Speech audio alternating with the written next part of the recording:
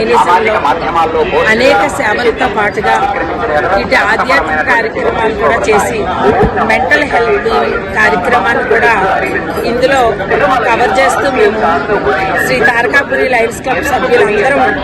With governor గారు ఫ్యామిలీతో సహా అందరం కూడా తిరుమలలో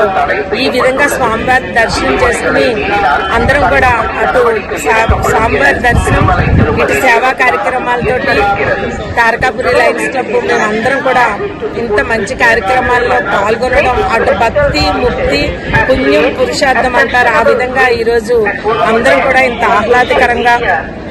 ఇటువంటి కార్యక్రమంలో పాల్గొన్నామంటే నేను తప్పకుండా నేను ఈ కార్యక్రమాన్ని ఇది దైవ కృప అనే నేను అనుకుంటున్నాను.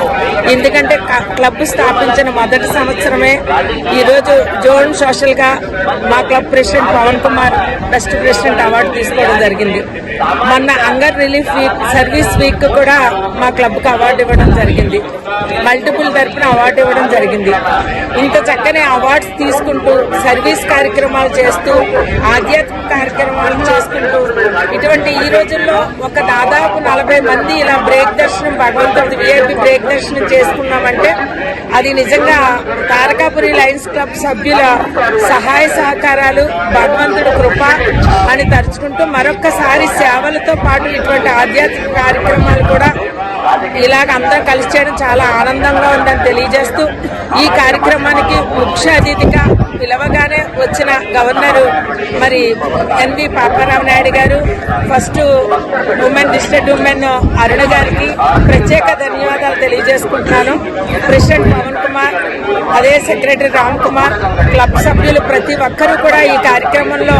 పాల్పంచుకుని వారి వారి సహాయ సహకారాలతోటి ఈ కార్యక్రమాన్ని దిగ్విజయంగా సక్సెస్గా